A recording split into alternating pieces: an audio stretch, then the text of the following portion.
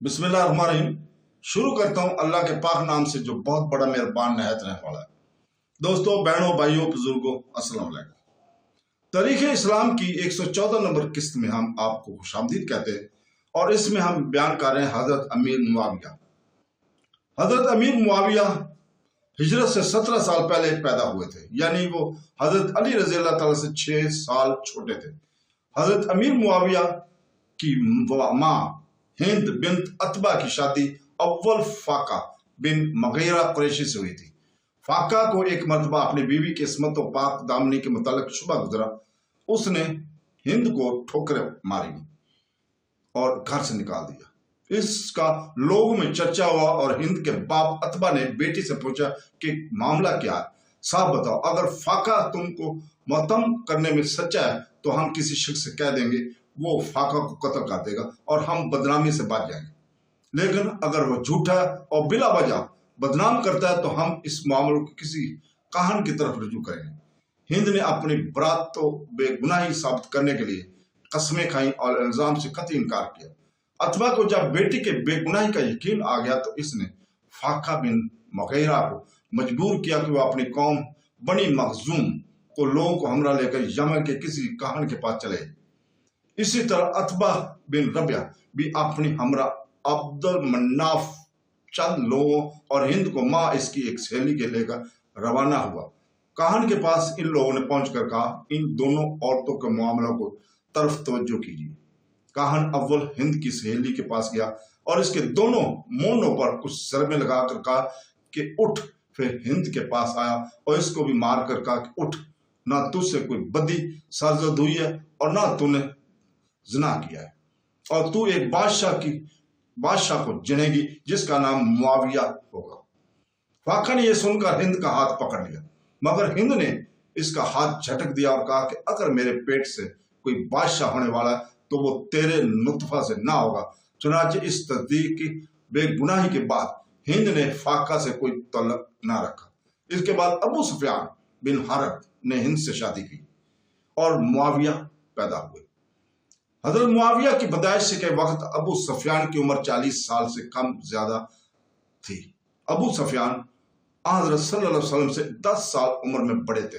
अमीर मुआविया में लड़कपन ही से ऐसे अलामात पाए जाते थे जिससे लोग इसको कसरा अरब कहते थे। इनकी दानाई, खुश तदबीरी, सलामत और एतदाल पसंदी की खास तौर पर शोहरत। वो तवील कामत, सुर्फ और सफेद रंग, खूबसूरत और मुहिब आदमी थे। हजूर पाक सल्लल्लाहु अलैहि वसल्लम ने अमीर मुआविया को देखकर फरमाया कि अरब के कसरा है। जिस रोज हजरत अमीर मुआविया तुमसे उठ जाएंगे तो तुम देखोगे कि बहुत से सर्ज जिस्म से जुदा किए जाएंगे। आखिर में उम्र में अमीर मुआविया का पेट किस कदर बढ़ गया था और मिंबर पर बैठकर खुतबा सुनाते थे। बैठकर खुतबा सुनाने की इब्तिदा अमीर मुआविया ही से हुई।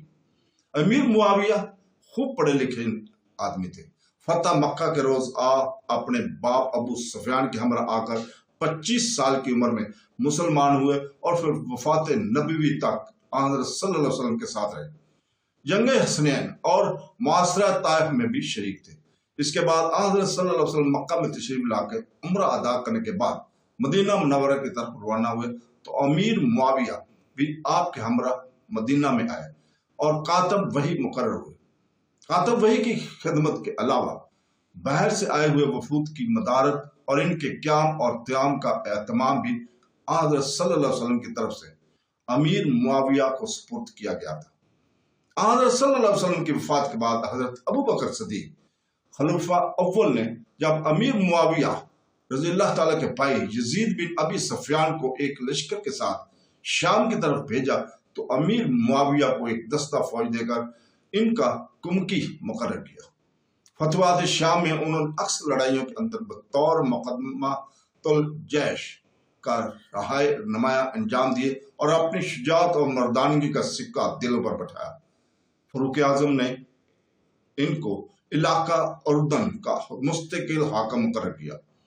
ताउन अमौस में जब हजरत अबू अबैदा और यजीद इब्न अबी सुफियान वगैरह सहाबी फौत हो गए तो फरूक आजम ने इनको इनके भाई यजीद की औलाद दमिश्क वाली मुकर्रर फरमाया।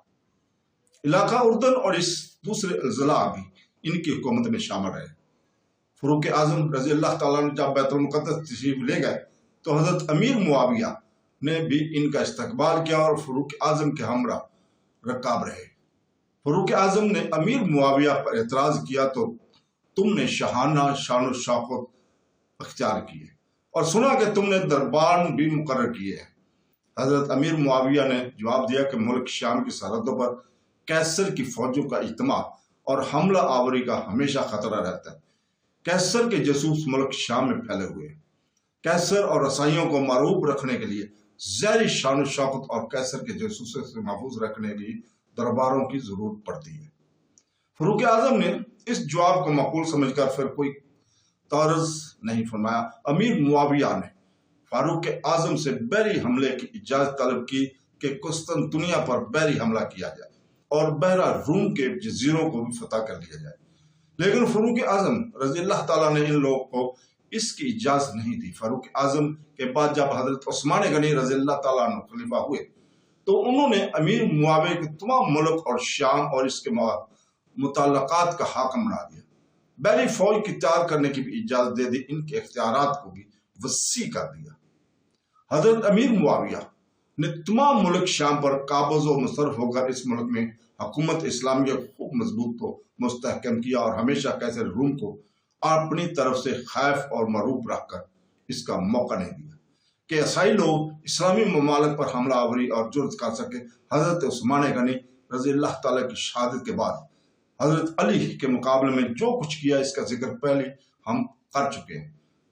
ربیع الاول سن 41 ہجری کی آخری شرح میں حضرت امیر معاویہ اور حضرت حسن علیہ السلام کے درمیان مصالحت ہوئی اور تمام اہل اسلام نے امیر معاویہ کے ہاتھ پر بیعت کی، ان کو خلیفہ وقت تسلیم کیا۔ اس وقت یعنی ربیع الاول سن 41 تک امیر معاویہ 20 سال سے ملک شام کے حاکم چلے آتے تھے۔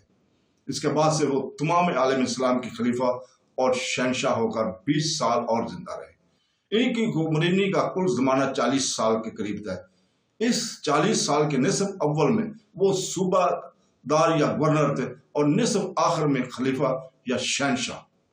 نصف اول کے مجمل حالات اور اہم واقعات ہم پہلے ہی بیان کر چکے ہیں۔ اس جگہ ہم کو ان کے حالات بحیثیت خلیفہ یعنی نصف آخر کے واقعات بیان کرنے ہیں اور ان کا نام بطور خلیفہ زیب عنوان کیا جاتا ہے۔ حضرت امیر معاویہ رضی اللہ تعالیٰ سے 163 احادیث مروی ہیں، جن کو بعد میں ابن عباس، ابن عمر، ابن زبیر وغیرہ صحابہ نے تابعین رجیم نے روایت کیا ہے۔ آپ کے فضائل میں بہت سی احادیث مشہور ہیں۔ ترمذی نے حدیث حسین کے ذیل میں لکھا ہے کہ حضرت صلی اللہ علیہ وسلم امیر معاویہ کے نسبت فرما کر الہی معاویہ کو ہدایت کرنے والے اور ہدایت پانے والے۔ مسند احمد بن حنبل میں لکھا ہے کہ حضرت صلی اللہ علیہ وسلم نے فرمایا کہ الہی معاویہ کو حساب و کتاب سمجھا اور عذاب سے بچا۔ خود امیر معاویہ کہتے ہیں کہ مجھ کو خلافت کی اس وقت سے امید تھی جبکہ حضرت صلی اللہ علیہ وسلم نے یہ فرمایا کہ جب تو بادشاہ ہو جائے تو لوگوں سے بحسن سلوک پیش آنا۔ حضرت امیر معاویہ اپنے عہد خلافت میں حج سے فارغ ہو کر مدینہ میں آئے اور یہاں چند روز ٹھہرے۔ ایک روز عبداللہ بن محمد بن عقیل بن ابی طالب امیر معاویہ کے پاس بیٹھے تو ابو قتادہ اور انصاری بھی اس طرف آنے لگے۔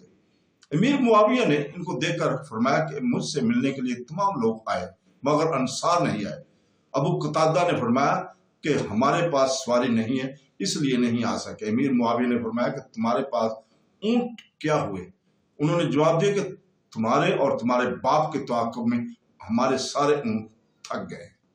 پھر کہنے لگے ہم نے حضرت صلی اللہ علیہ وسلم سے سنا ہے کہ میرے بعد ایک ایسا زمانہ آنے والا ہے کہ لوگ حق دار کا مقابلہ میں غیر مختار کو ترجیح دیں گے۔ امیر معاویہ نے فرمایا کہ پھر اس حالت کی نسبت حضرت صلی اللہ علیہ وسلم نے کچھ فرمایا ہے، کیا کرنا چاہیے؟ ابو قتادہ نے فرمایا کہ حضرت صلی اللہ علیہ وسلم نے اس نسبت کی حالت پر ارشاد فرمایا کہ صبر کرنا چاہیے۔ امیر معاویہ نے فرمایا کہ بس پھر تم صبر کرو۔ قریش میں سے ایک جوان آدمی امیر معاویہ کے پاس گیا اور ان کو برا بھلا کہنے لگا۔ امیر معاویہ نے اس کی بد زبانی سن کر فرمایا کہ میرے بھتیجے اس حرکت سے باز آ جا، کیونکہ بادشاہ کا غصہ بچے کا سا ہوتا ہے اور اس کا مواخذہ شیر کا سا۔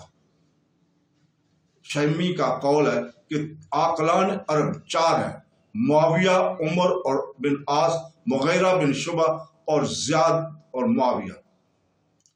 علم اور غرو مندی کی وجہ سے عمر بن عاص مشکلات پیش آمد کی سلجھانے کی قبیلت کے سبب، مغیرہ اوسان خطانہ ہونے کی وجہ سے، اور زیادہ ہر چھوٹی بڑی بات میں نیز قاضی بھی 4 ہیں: عمر، علی ابن مسعود، زید بن ثابت اور جابر کا قول ہے کہ حضرت عمر سے بڑھ کر قرآن اور فقہ کا عالم، اور طلحہ بن عبید اللہ سے بڑھ کر بغیر سوال کے عطا کرنے والا، اور معاویہ سے بڑھ کر حلیم اور عقیل، اور عمر و عاص سے بڑھ کر خالص دوست میں سے نہیں دیکھا۔ حضرت عقیل بن ابی طالب نے ایک روز امیر معاویہ کے پاس گئے۔ امیر معاویہ نے ان کو دیکھ کر عذرا خوش طبی کہا کہ دیکھو یہ عقیل رضی اللہ تعالیٰ عنہ ہے۔ ان کے چچا ابو لہب تھے۔